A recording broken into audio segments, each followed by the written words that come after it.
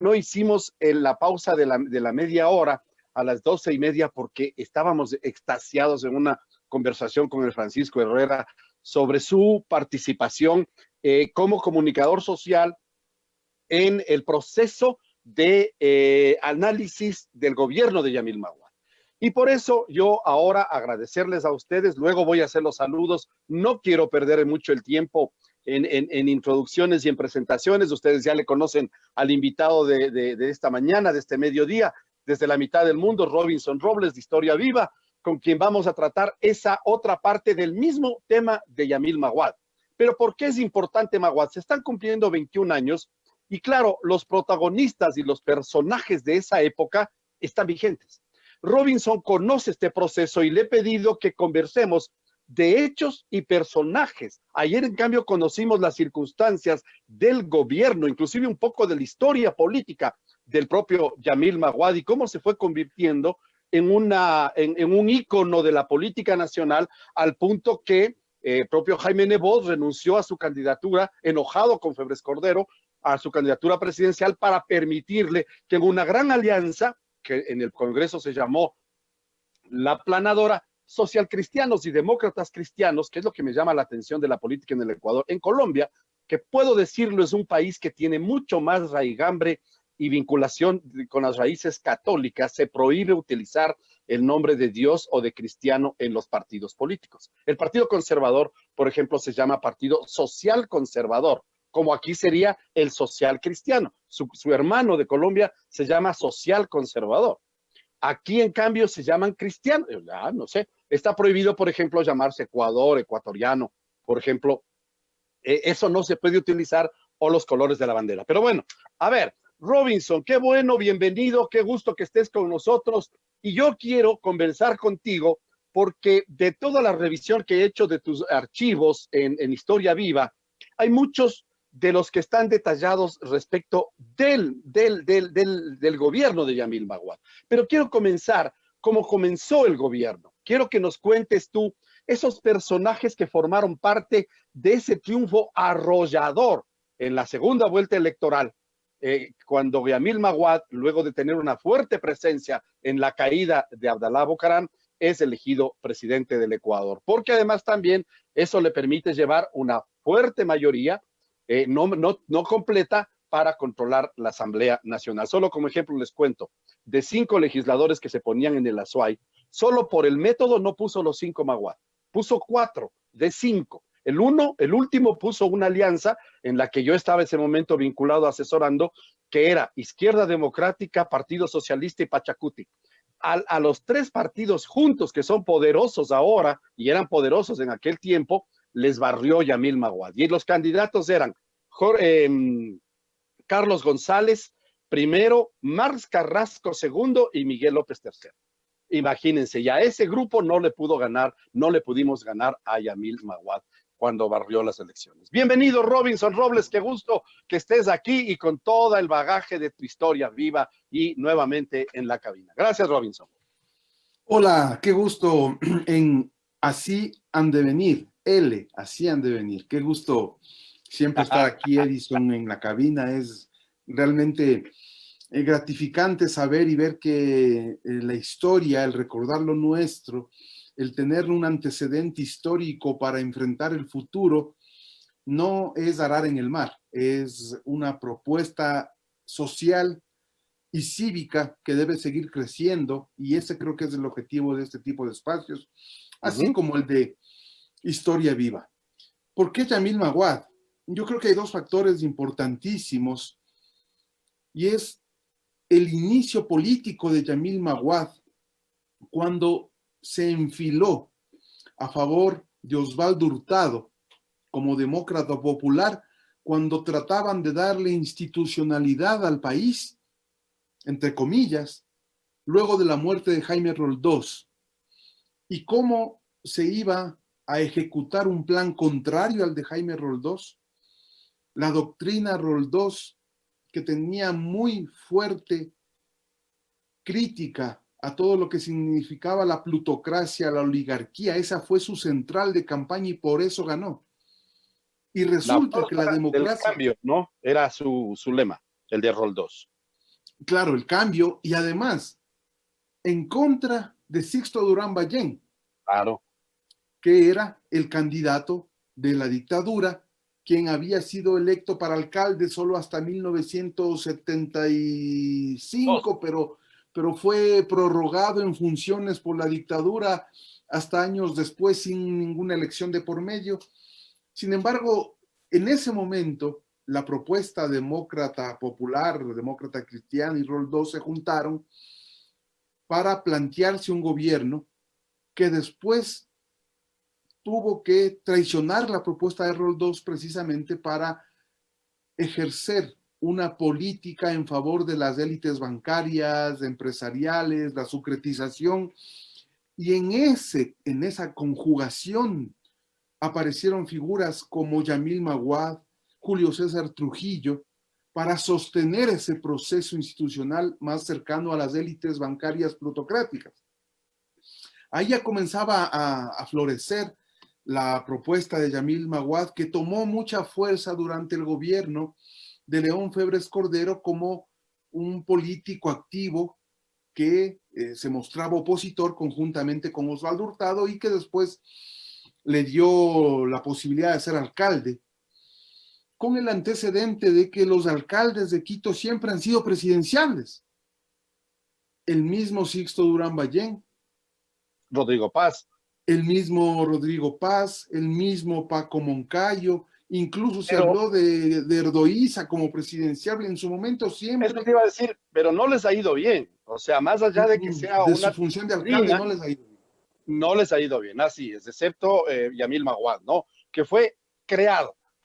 Y alguna vez le escuché a Yamil Maguad cuando era alcalde y no quería renunciar para ser candidato a la presidencia. Recuerda que él renuncia a la alcaldía el mismo día que se posesiona como presidente.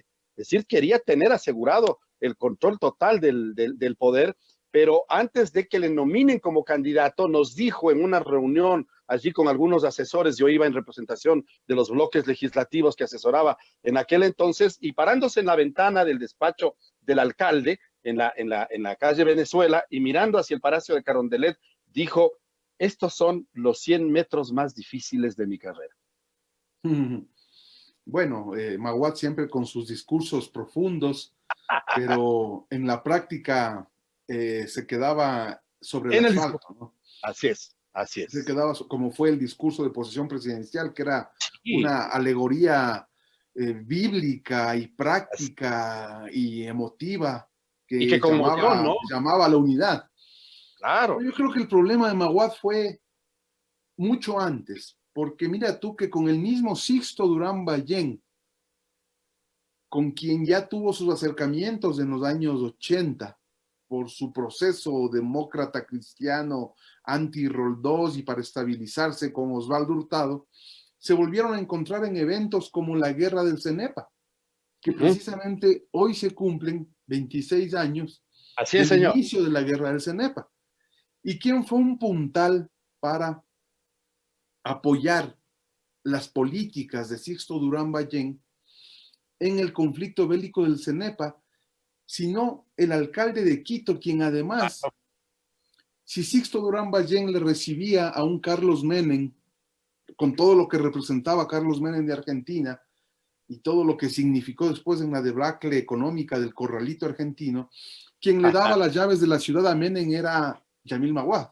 Era toda una parafernalia, ¿no? Porque además Magua tenía un equipo, hablábamos ayer con Francisco, especialmente de jóvenes, mujeres políticas que luego hicieron carrera, que se encargaban muy bien del protocolo. O sea, el protocolo era una parafernalia. Habría que ver las ceremonias que hacía el alcalde para estos eventos, ¿no? Mira que paralelamente a estos eventos, Yamil Maguad ya dejó de ser un hombre de centro, como promueve la democracia cristiana, que hablan de Ajá. un centro derecha, en cuando les conviene hablan de un centro izquierda, y esos son los más peligrosos de todos, Claro, claro, porque ese cuando man, les conviene van con Sixto y las ajá, privatizaciones y el neoliberalismo y el tema de Menem y recibían a Cavallo. Cavallo llegó con Sixto y fue también recibido por Maguad. y por Bucarán. y por Bucaram Acuérdate. después. Pero Acuérdate. los primeros acercamientos con Caballo Bueno, fueron en el gobierno claro. de Sixto. A mí se me hacía Caballo como la misión Kemmerer del tiempo de Isidro Ayora, para cuando recorría América proponiendo cosas, ¿no? Y entre esas, no solo a Bucarán, que fue el que tomó el discurso de Caballo, le propone la convertibilidad, que era más o menos dolarizar 1 a 1. Magua dolarizó 25.000 a 1. A Bucarán le propone Caballo y se va Caballo con ese discurso y con el apoyo de Bucarán. Se va a quebrar Argentina, ¿no? Maguad libró una batalla que en su momento uno pensaría que era una suerte de lucha de ideologías o lucha de clases, pero cuando nos damos cuenta con el paso de los años y estos apoyos a Sixto, años después la constituyente esa fugaz que ellos mismos se autoproclamaron constituyente cuando era Claro. constitucional, donde la democracia popular, la democracia de Maguad era la que abanderaba las propuestas. Claro. Trujillo Mira de asambleísta, ¿no? mira que Y ahí Hurtado uno se da presidente. cuenta que no es que era una lucha de clases, sino que era una lucha entre banqueros de la costa con banqueros de la Eh, sierra. exacto. Banco Pichincha contra Banco del Progreso, Y fin, Isaías contra Egas. Y en esa lucha se hacía la política. uh-huh. A diferencia de ahora, hoy en cambio las propuestas son la banca al poder o el pueblo al poder. Esa es la dicotomía que tenemos ahora. Y recuerda que también eso se daba en el Congreso, porque los dos bandos tenían sus diputados que se jalaban de los pelos. Yo recuerdo que Salvador Quispe se le iban las palabras de más por defender al grupo Isaías. Y en cambio, Carlos González era muy defensor y permanente invitado de Teleamazonas por el Banco del Pichincha. Y era, o sea, cuando nos parábamos ahí los debates en el Congreso, era escucharles a los relacionadores públicos de los dos bancos. Social cristianos defendiendo al Banco del Progreso, el Yo no me agüé La, de León, la marcha, claro, esa marcha. mientras en Quito, Teleamazonas, Banco El Pichincha, en una bronca personal con los Isaías de Guayaquil. En Terribles ese reportajes contexto, que tú tienes resumidos, ¿no? Terribles reportajes que se acusaban, pero de barbaridades entre ellos. ¿qué hacía Yamil Maguad ahí? Él no conciliaba entre trabajadores y empleadores, él no conciliaba entre neoliberalismo y antineoliberalismo. Era el neoliberalismo puro y duro. Lo que debía conciliar Maguad era con qué grupo económico podía armar alianzas para poder gobernar.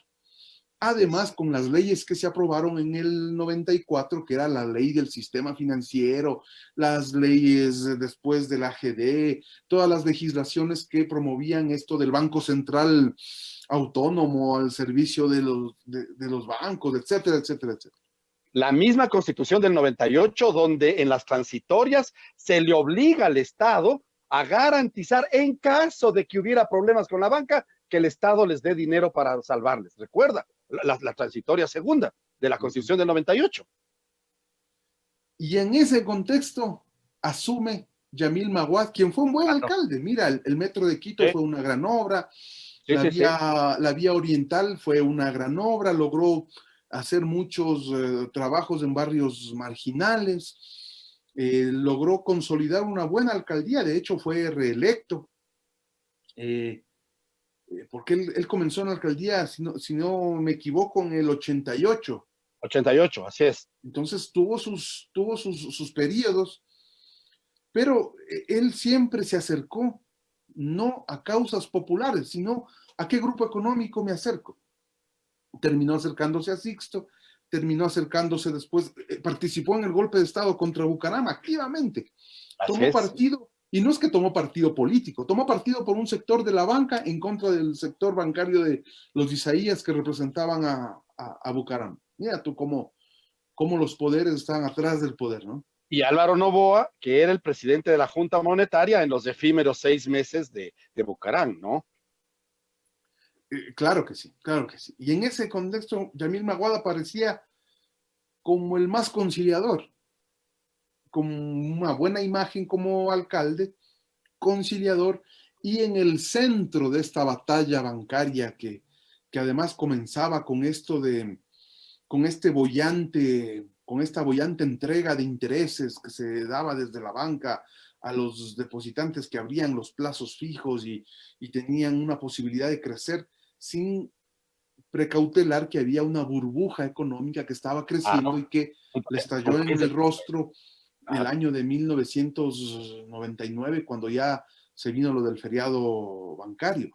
Entonces, no es que Yamil Maguad se iba a poner del lado de las víctimas, ni del lado de los perjudicados, ni del lado de los que fugaron o huyeron del país o migraron del país. Tenía que ponerse del lado de los poderosos y tratar desde ahí de minimizar los riesgos. Ya Era lo en había hecho segundo plano. antes Hurtado, ¿no? Ya, del cual fue funcionario en dos ministerios, Maguad, con la sucretización que tú muy bien resumes en Ujú. Historia Viva. Claro, él comenzó ahí, en realidad, su carrera política, pero también coqueteó con las élites.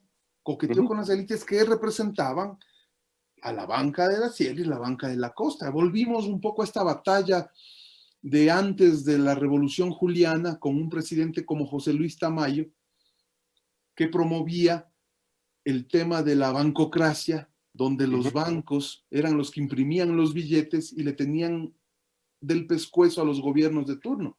Tuvo que haber una revolución como la Juliana y tuvo que haber muchos conflictos como la de las cruces sobre el agua para que Ecuador busque la necesidad de autodeterminación en el sistema bancario y financiero y monetario del país. Y esa fue la revolución juliana. Si esto traspolamos a los años 80, 90 y la crisis bancaria del 99, es exactamente el mismo conflicto. Liberaciones económicas, el Estado garantizando la estabilidad bancaria. Y el problema es que no hemos dado el paso adelante porque esos mismos poderes tienen afanes políticos con justo derecho, pero no tan descaradamente como para querer gobernar un país desde la banca, para la banca, con la banca y utilizando la banca pública. Mira. No, no, no obstante de que la constitución vigente les prohíbe tener medios de comunicación, porque esta batalla que estás relatando tú se dio en la televisión, básicamente en la televisión. Y entonces éramos unos testigos sordos y mudos de una batalla entre gigantes que no sabíamos por dónde se iba a caer, pero tenían nuestra plata en los bolsillos y se estaban robando, porque se roban los depósitos primero y luego recuerda que se roban el dinero del salvataje, es decir, nos roban dos veces como Estado. El problema es que quienes gobernaron respondían a esas élites. ¿Cómo pueden hablar? ¿Cómo puede un partido nombrarse, por ejemplo, Democracia Popular O cristiano. o cristiano cuando, bueno, eso de cristiano, lo que tú decías, Es una aberración. es una de las aberraciones políticas de la historia, ¿no? Claro. En nombre del cristianismo, abrogarse funciones políticas que simplemente sirven a lo que precisamente Cristo vino a luchar contra los mercaderes y contra los usureros y contra los que cobraban impuestos. Pero no con látigo en mano, Con acuérdate. látigo en mano. Entonces uno ahí es cuando se pone a pensar y dice cómo utilizan la religión en la historia para condenar a los verdaderos pueblos, los que no tenían registro civil, no tenían cortes, no tenían hospitales. Yo estoy subiendo ahora, Educación. mira, acabo de subir un clip de cómo fue el costo de la guerra del CENEPA, cómo se Sí, manejó. justo. Iba a preguntar eso, sí. ¿Y sabes cómo se manejó? Con el Fondo Monetario Internacional, con la embajada respaldando.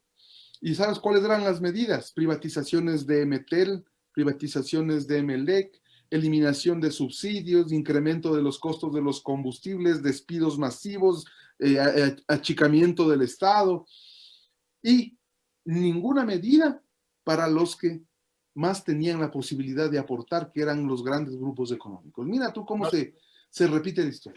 no sé si ahí desaparece Ecuatoriana de Aviación, que era Claro, la línea, claro, justo en ese periodo. Claro. Ecuatoriana de Aviación quebró porque uno de los ministros de Sixto Durán Ballén, Roberto Dum Barreiro, era accionista de Ecuatoriana de Aviación y pasó a manos estatales y meses después, no pasaron muchos años, que Ecuatoriana de Aviación dejó de existir. Mira tú. Así es. Claro, claro. Pero además se acusaba mucho porque en medio de las investigaciones que se hacían en los diferentes congresos, en la Comisión de Fiscalización de aquel entonces, recibíamos los testimonios, particularmente de empleados, de funcionarios, que era un desbarajuste el regalo de pasajes, ¿no? O sea, tú como funcionario y tu familia de ecuatoriana tenías pasaje abierto a cualquiera de las rutas internacionales de ecuatoriana. Entonces, el avión iba lleno de gente que no pagaba. En ese contexto, Yamil Maguad tuvo, a mí me parece que lo de la firma de la paz fue un acerto, porque se terminó el conflicto, pero también tuvieron mucho que ver las élites de los dos países y los congresos de los dos países Claro. acusados de recibir dineros del Vladivideos y acá de gastos reservados para aprobar el tema de la paz, porque políticamente no hubiera sido muy fácil, dadas las condiciones y las circunstancias que vivían ambos países. Sin embargo, pese a todo, se cerró eso, ¿no? Y recuerda, ya corría el rumor de que los límites habían sido afectados en cuanto a las pretensiones del Ecuador. Habíamos combatido en Tiwinsa, valientemente, habíamos defendido Tiwinsa, pero sucede que en las negociaciones que se llevaron adelante a través de la MOMEP, que la misión de observadores militares de Perú y Ecuador, terminaron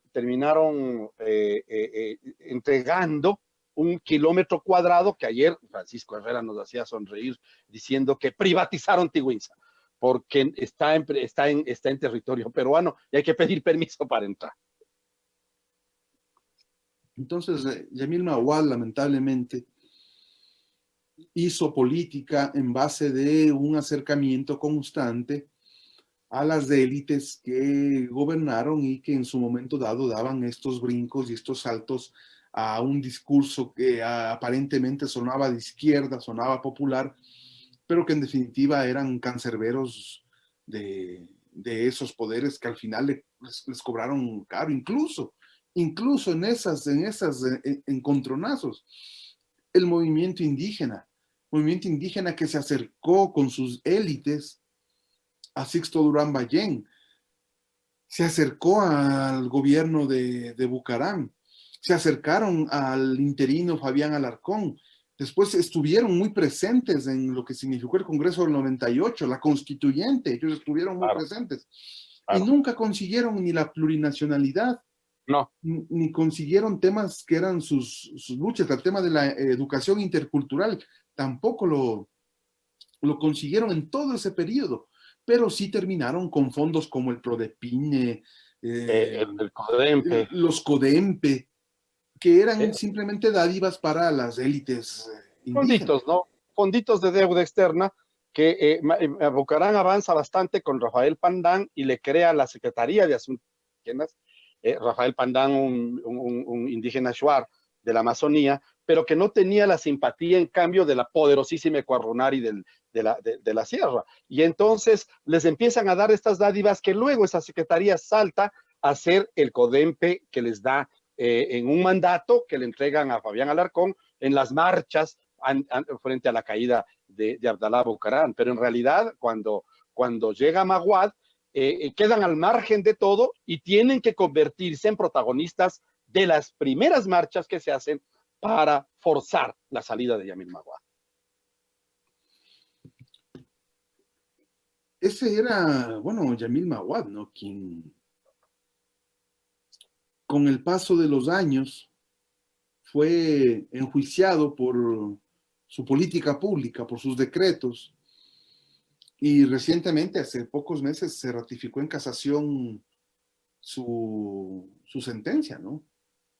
Y es otro de los presidentes que ha terminado también con estas sentencias en su contra. Claro que luego de 20 años de la dolarización y la debacle económica del país. Claro.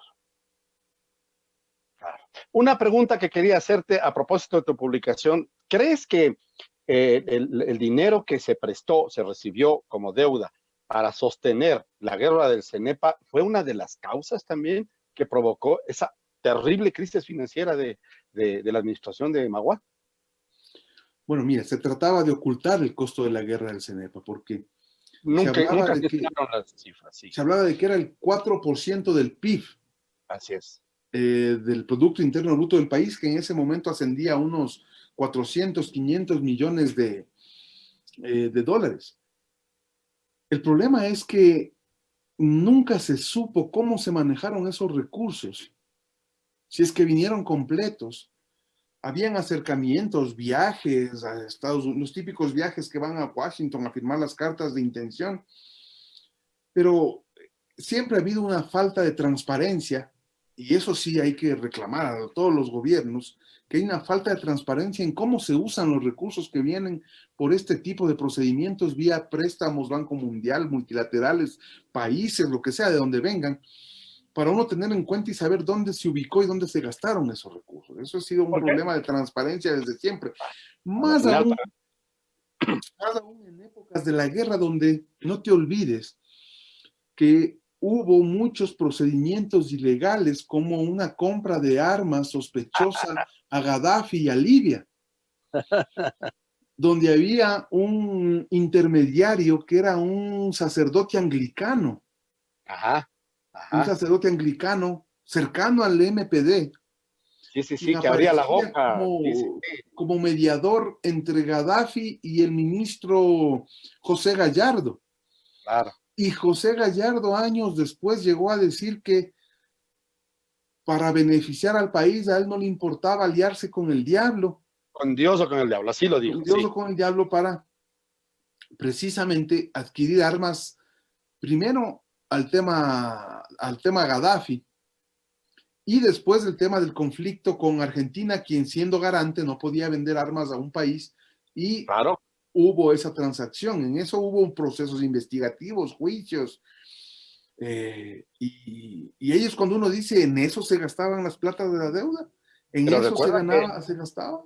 las armas al Ecuador le cuesta carísimo a Menem, ¿no? Es una de las sanciones que tiene Menem de lo que se suscitó también. Igual que Maguad quebró la economía de Argentina, hizo su corralito, eso les digo yo a los amigos argentinos cuando vienen por aquí.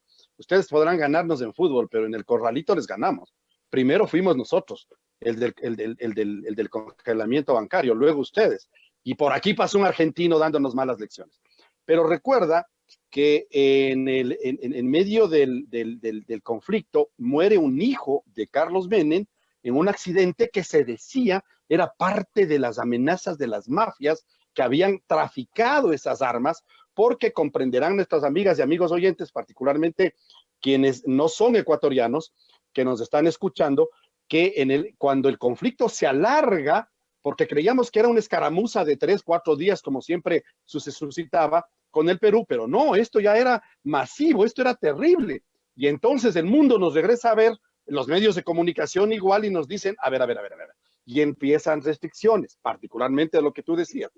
Los países garantes no pueden venderte armas, hay países que están prohibidos de vender armas en América Latina, por ejemplo, por sanciones de los Estados Unidos, Cuba, por decirte de algún modo, y entonces empezamos en un conflicto para ver de dónde conseguimos armas, porque no es que teníamos las armas para combatir, y Y eso lo saben surge, ustedes que estuvieron allá en la zona de combate, ¿no? Tú, entre ellos. sí, claro, estuvimos cubriendo algunos días ahí con muchas complicaciones en la zona de conflicto.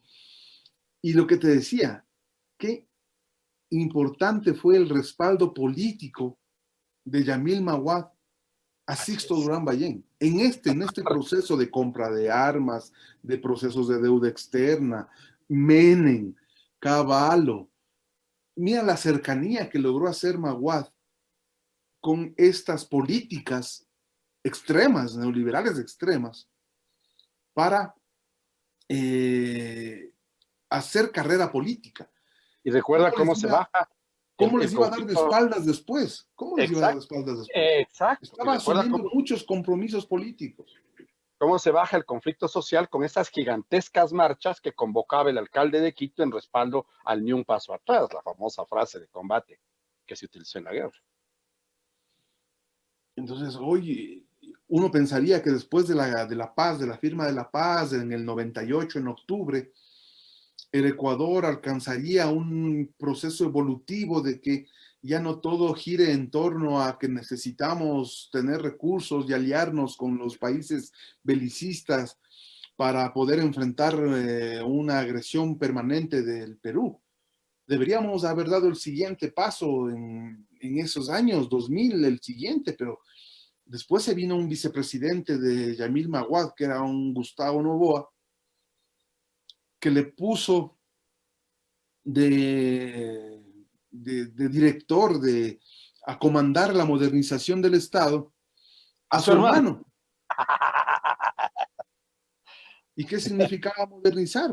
Privatizaciones, Así ventas. es, así es. Entonces, la gente estaba como aturdida, o sea, no entendía esos procesos. Sin embargo, había grupos sociales importantes que dejaban entrever esa lucha contraria a este tipo de procesos. Lamentablemente no tenían la capacidad de generar expectativa política como para asumir el poder de esta visión alternativa anti-privatizaciones, anti-grupos financieros. No había otra visión, no había otra opción. De hecho, mira, en el 96 el Ecuador se vio abocado a dos procesos: el proceso social cristiano de Nebot y el proceso Isaías Bucaram. La banca de la costa peleada entre sí, Banco del Progreso contra el Banco de los Isaías, en la final que fue Bucaram contra Nebot. No es que Bucaram representaba los intereses populares, eso sí era populismo duro, porque atrás de él había un Álvaro Noboa, había todo este proceso de élites económicas que figuraban en esa época contrarias a la propuesta de Nebot. Tanto que yo publiqué un video que encontré en los archivos de una entrevista que le hacen al embajador de Estados Unidos, Peter Romero, en la segunda vuelta electoral, cuando le dicen: ¿y cuál cree usted de los dos candidatos finalistas que puede ser más amigo de ustedes? Y él le dice: cualquiera de los dos está muy bien para nosotros. Lo que no pasaría en las circunstancias actuales, mira tú. Claro. Recuerda que se hizo una investigación porque también había atrás de Bucarán mucho dinero de familias provenientes del Medio Oriente, Líbano, Turquía, de donde provenían las familias de ancestros de Maguad, de Nebot y de Bucarán, porque a nosotros nos llegan como denuncias, digamos, para decirlo de algún modo, no eran denuncias, era más bien una notificación. Con redes sociales ahora sería facilito, que en los pueblos originarios de los abuelos de Maguad y de Bucarán, cuando son elegidos presidentes respectivamente, llegaron afiches de sus campañas electorales y sus descendientes, sus parientes, pusieron afiches de Bucarán y de Maguad en su tiempo cada uno y se tomaban fotos orgullosos de sus parientes en un país tan lejano que ni siquiera sabrán dónde quedará el Ecuador, ¿no? Había ese capital también de identificación tras el origen de sus ancestros. Mira tú, bueno, de Yamil Maguad algo se reveló de sus ancestros, pero no era tan fuerte el legado como el que Ajá. tenía, como el que tiene Abdalá Bucaram, ¿no? Que Claro, claro, claro. tú sabes que era un comerciante de telas que llegó a Ambato y que tenía Claro. a su tío, quien comenzó en la lucha política desde los años 40, 50 y llegó a Claro. ser un hombre que tenían que quitarle de la papeleta para que no gane Dos las veces, presidencias. 2 veces le robaron la presidencia y eso hemos dicho aquí, porque una cosa es tener o no simpatías con don Asad Bucaram el Halim, pero otra cosa era su derecho, o sea, su derecho a ser presidente y el derecho que le quitaron, ¿no? Le robaron 2 veces, ¿Y evidentemente. sabes quién fue el presidente de la comisión de transición en el 78-79 que brindó el marco jurídico para las elecciones del 79, que era una comisión transitoria nombrada por la dictadura, Morros designada por la militares, dictadura? Y el presidente de esa comisión era nada más y nada menos que uno de los grandes aliados de Yamil Maguad, claro, Osvaldo Hurtado. claro. Quien se abre el camino, ¿no? Va abriendo el camino, desbroza el camino y le dejan al margen a Saad Bucaram. Y le deja al margen a Saad Bucaram. Y mira las cosas del destino. ¿Cómo es que el mismo hombre que le deja al margen a Saad Bucaram pasa a ser el binomio de Jaime Roldós? Porque Trujillo no acepta, ¿no? Trujillo tiene una expresión allí, dice, ese joven está acusado de comunista, es muy izquierdista y es muy joven, no va a ganar ninguna elección todavía. Y Trujillo se niega a ser binomio de Roldós. Pero si Osvaldo Hurtado creo que le convenció a Roldós porque apareció en varias publicaciones denunciando las injerencias de la CIA en el Ecuador y le acusaba directamente a la señora Robalino Bolé. Así es. Por ser agente de la CIA, la señora que ahora es miembro de esta comisión autoproclamada nacional anticorrupción, no sé qué, tiene un nombre bien largo. Sí, sí. Y en ese tiempo Hurtado era el abanderado de reclamar porque la CIA estaba atrás de financiar a estos actores políticos de los movimientos trabajadores y se acercó con ese discurso a Roldós, pero ¿en qué momento Hurtado cambió de discurso? ¿En qué momento llegó a juntarse precisamente a todo lo que siempre cuestionó? Eso, mira lo que tú estás diciendo, que decías que la ambigüedad ideológica es muy peligrosa, porque en una entrevista que tú tienes publicada y de la que yo he sacado varias referencias, Osvaldo Hurtado se declara socialista. Hay un periodista, que creo que es de la revista Vistazo, le pregunta, ¿y usted entonces es socialista? Y dice, sí, las tesis de la democracia popular se acercan al socialismo, pero este es un socialismo más abierto, más social, más inclusivo, pero habla de socialismo, Osvaldo Hurtado. O sea, entrando, porque es candidato con Roldós. Esa entrevista se hace en medio de la campaña electoral. No es todavía el vicepresidente, donde digo y peor el presidente cuando cambia.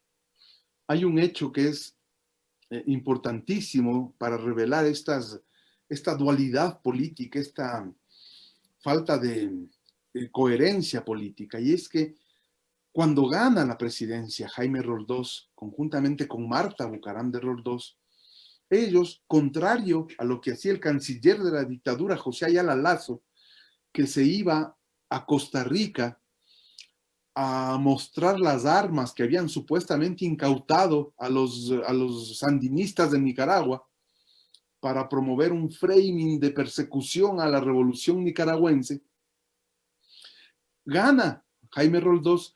Y lo que hace Jaime Roldós con Marta Bucaram de Roldós es mandar un avión de ayuda con la Cruz Roja para la revolución sandinista y el nuevo gobierno que había derrocado a la dictadura de derecha en Nicaragua, y quien aparece apoyando a la revolución sandinista es el vicepresidente, conjuntamente con la primera dama, Osvaldo Hurtado.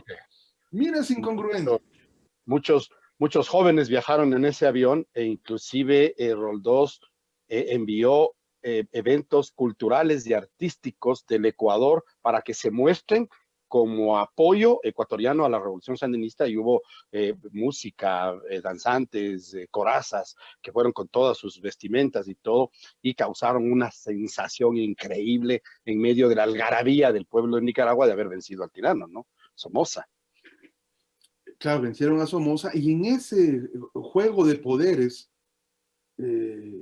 esa revolución apoyando a Osvaldo Hurtado, es como si ahora aparecería en un 2005 un Osvaldo Hurtado apoyando el proceso de, no nos vayamos tan lejos, en el 2019 aparezca un político apoyando y abrazando la causa de Evo Morales,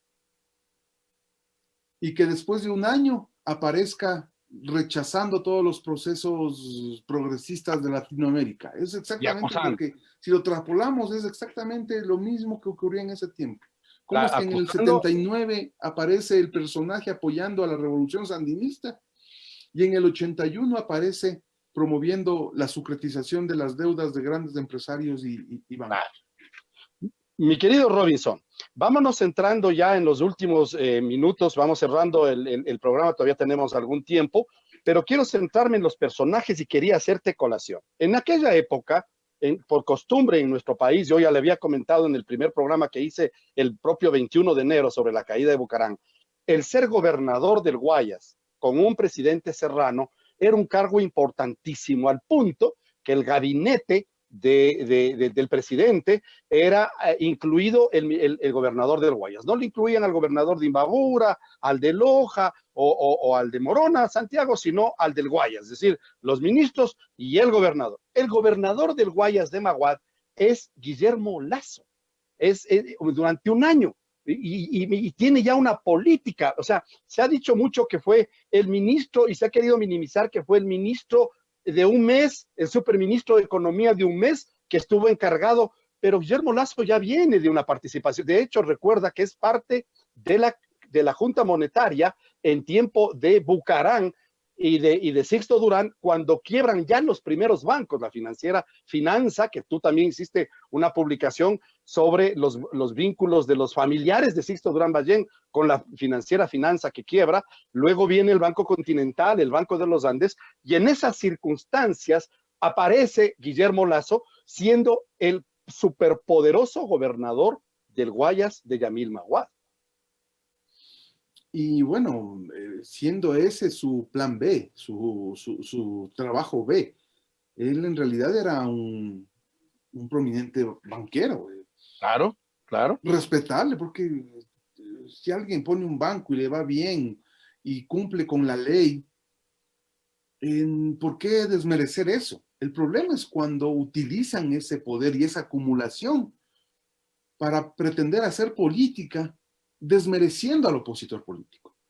Porque no es que hacen política respetando al opositor, hacen política desmereciendo al opositor. Y cuando tú financias con recursos de la banca para hacer política y activismo, opacando al opositor político que no tiene un banco, ya hay una deslegitimidad. Eso ocurrió con el Banco de la Previsora en los años 70, 75, claro, cuando un familiar cercano a Guillermo Lasso, quien era gerente de Finansur, tuvo mucha cercanía en el proceso de liquidación, venta y quiebra del Banco La Previsora, que llevó a muchas investigaciones que culminaron con algunos procesos en el año 81. Desde ahí ya surge la figura del banquero. Mal o bien evolucionó con el Banco de Guayaquil y llegó a ser presidente y llegó después a tener aspiraciones políticas. El problema no es ese, el problema es que han utilizado el poder de la banca para hacer política en desigualdad de condiciones. Y acumular, ¿no? Y acumular más, claro. Y acumular más, porque ¿para qué llega el banquero a la política? Por la misma razón que en 1982-83 el presidente de la Junta Monetaria era Jorge Acosta Velasco, quien no solo era presidente de la Junta Monetaria, sino que además, sin haber renunciado, era gerente del Banco del Pichincha. Así es, así es. Cuando Y él todavía decía, era... en las ruedas de prensa de la Junta Monetaria, decía, yo me estoy dando un tiempo para venir acá porque tengo que cumplir muchas responsabilidades en el Banco del Pichincha. ¿Y cómo puede ser una persona con esa categoría estar en un gobierno que promovió la sucretización de las deudas precisamente de los grandes emporios banqueros financieros? Eso es incomprensible y eso es lo que se pretende. Sobrino de Velasco Ibarra, ¿no?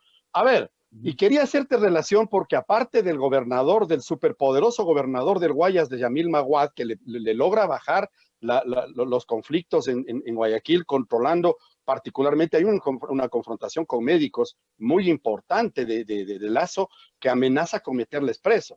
El presidente de la Federación Médica era el roldosista Cleómedes Ollague, que luego llega a ser legislador, y le conocí, era el presidente de la Federación Médica. Hay unos archivos por ahí, claro que sí. Claro, claro, la referencia que hago es a historia viva. He ido siguiendo esto, de mi experiencia de haber vivido 5 años en el Congreso, pero en cambio tú lo graficas. Pero hay 2 diputados que me llaman la atención a mí, que ganan las elecciones con Yamil Maguad en Pichincha, encabezando la lista de Pichincha de Yamil Maguad, donde barrió. Son Rosángela Dún y Eduardo Durán Barba. Durán Barba, el encuestador. Jaime. Jaime Durán Barba, el hermano Marcelino. El hermano fue Marcelino y nos hizo caer en cuenta ayer el Francisco Herrera, que fue el responsable del tema del arroz con gorgojo que le vinculó a Maguad. Pero sucede que los dos son nombrados parte del gabinete de Maguad y entonces Jaime Durán se va a ser secretario de la administración de Maguad y deja la diputación y le reemplaza un joven de Cotacachi llamado Ronald Andrade, que termina asesinado, desaparecido, dicen, porque su madre hizo luego declaraciones a la prensa de la desaparición de su hijo, porque el Ronald era un asesor, un asistente de Enrique Ayala, diputado de Imbabura, pero se deshace del socialismo, se abre de Enrique Ayala y se va a vincular a la democracia popular, renuncia Jaime Durán y se principaliza Ronald Andrade, a quien le dan la orden de ir a proteger los intereses del gobierno en la junta bancaria, en la junta monetaria, como delegado del Congreso Nacional. Jovencito, yo le conocía cuando llegó y le decíamos si no tenía ni para almorzar, le invitábamos nosotros. Pero luego del gobierno de Maguad, aparece involucrado en la compra de una hacienda del narcotraficante Caranqui, en donde en esa misma hacienda aparecen 4 sicarios muertos de Caranqui que se supone iban a matar a Ronald Andrade, el alterno de Jaime Durán. Esa hacienda fue incautada y ahí, ese día, desapareció Ronald Andrade. Unos hablan de que, el mito, ¿no? De que está en Arabia, de que está en ni sé dónde, ni sé cómo, ni sé dónde, y otros hablan de que está muerto.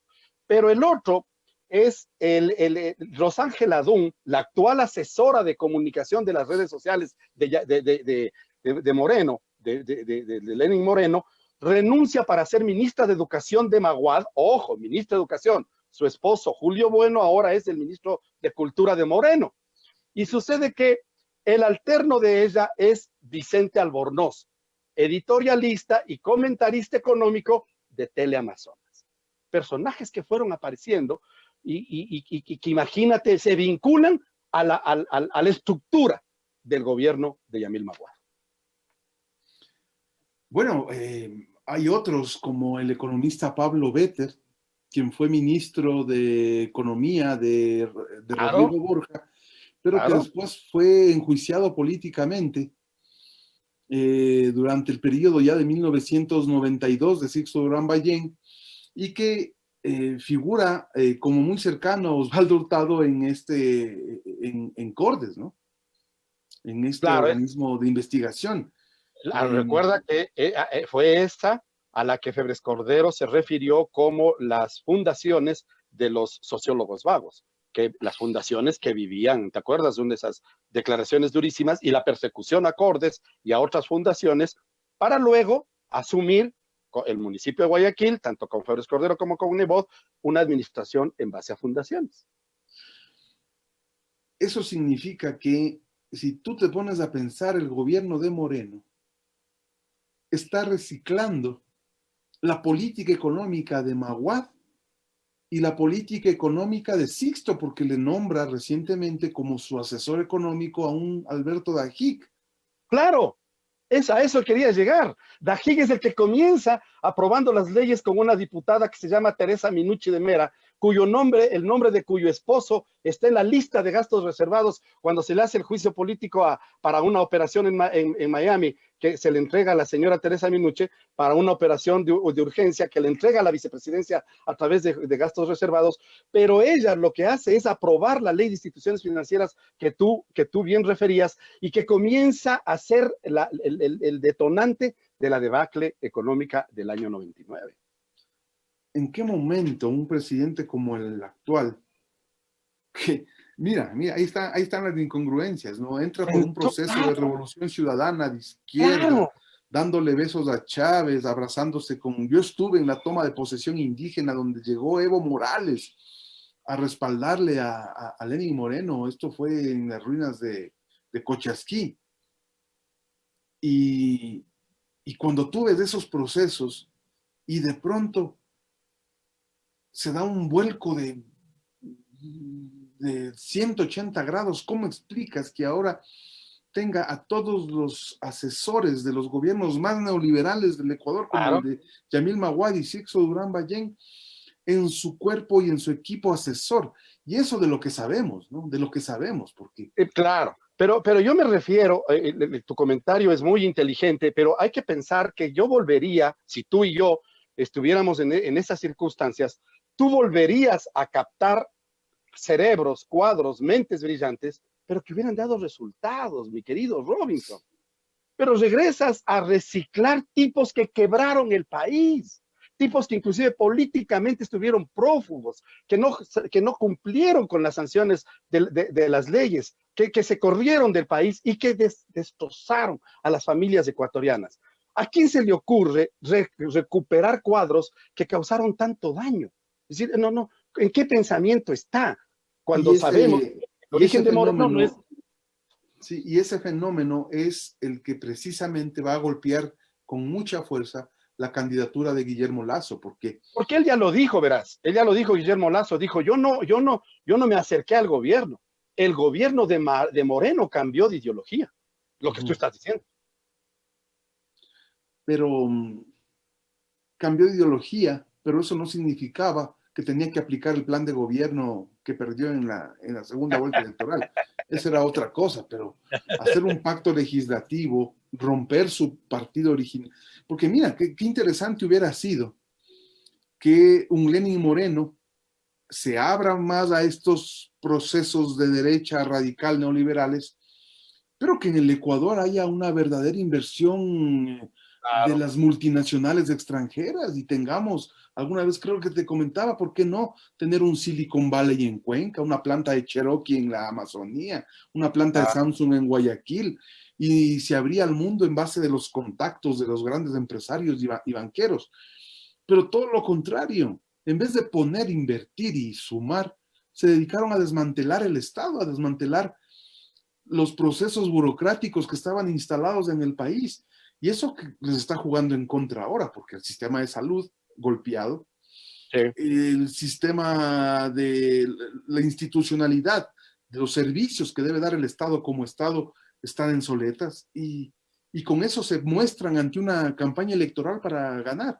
Yo no creo que por ahí vayan a resultar ganadores con esa propuesta. Y abiertamente vinculados a la candidatura de Guillermo Lazo, porque ya no guardan ni las formas, ¿no? De Es decir, frente, claro, de ya es frente. de frente, de frente. El gobierno está de frente con ya no es ni Jimena Peña, que es militante de su partido, que ojalá no tenga votos suficientes ni siquiera para poner un diputado, porque es miserable lo que ha pasado en la Asamblea. Yo lo puedo decir, renuncié el año pasado. Es una de las peores asambleas, es un nivel, Robinson, es un nivel académico impresionante. Qué nivel más bajo, qué ruin, qué ruindad de intenciones, aparte de la ignorancia política, histórica, de historia no saben, de historia no entienden nada. Y además una ambición desesperada, no les importó, mira Mendoza, acuérdate tú que el diputado Mendoza, tú que estabas cubriendo todos estos años de esas fuentes, era un bocón que gritaba en los pasillos contra la corrupción correísta y era el más agresivo cuando se encontraba con sus ex compañeros y además un pintón, un pituco, tipo mafioso, ¿no? Bien pintado, con esos ternos a la moda y todo, y gritando. Y mira tú, ha estado guardando millones de dólares en el baño de la casa de su ¿Por qué asesor. tú crees que Ana, la derecha no tiene cuadros jóvenes que los representen? así Porque es, señor. todos sus cuadros jóvenes los mandaron a quemar en la batalla política del discurso contra la corrupción sin tener Claro, pruebas. sin Un pruebas, claro. discurso de odio sin tener pruebas. Un discurso fanático sin tener pruebas. Y todos los jóvenes se quemaron. Todos los jóvenes que se metieron en este discurso no crecieron políticamente para ahora tomar la posta de los viejos políticos de derecha que son los que han tenido que volver a salir para tratar de parar su postura ideológica en el tablero electoral. Mira, Ay, pero con poca suerte, ¿no? Porque no les veo yo, por ejemplo, a Lucio Gutiérrez, a Isidro Romero, a César Montúfar, a Gustavo Larrea, que es el padre putativo de Moreno. Gustavo no puede renegar de eso. Él es el que le creó a Moreno desde Guagua. No, pero no les veo con ese respaldo que lo que tú dices, que pudieran tener esas intenciones de presentarse los viejos cuadros para tener el respaldo de los jóvenes del Ecuador.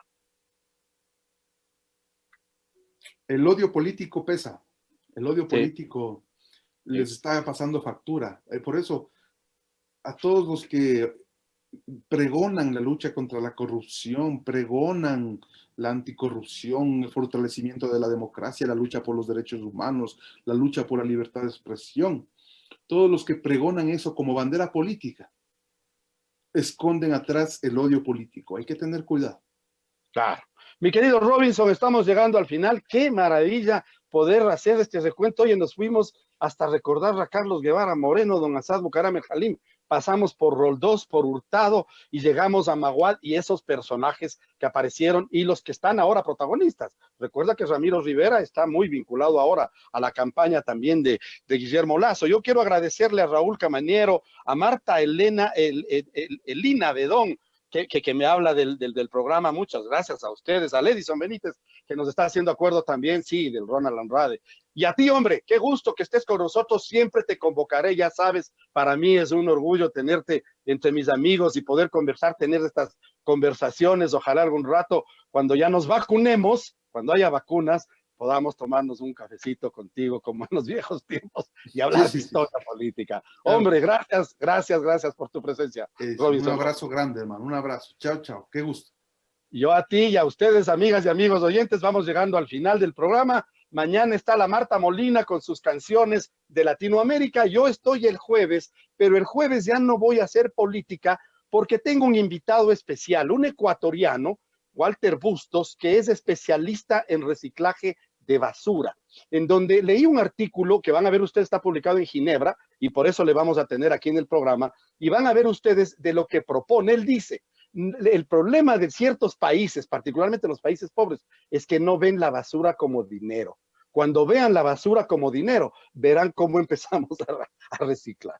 Ese tema, porque vamos a hablar también desde el reciclado y la historia del reciclado, que nosotros no hacemos, evidentemente, y las técnicas y las políticas que van en ese camino. El jueves les espero, no se pierdan, y la próxima semana seguiremos, que ya es la víspera de las elecciones, con el tema histórico. Les espero el día jueves conmigo y mañana con Marta Molina. Gracias por haber estado. Así han de venir Shina Shamungami. Hasta la próxima oportunidad.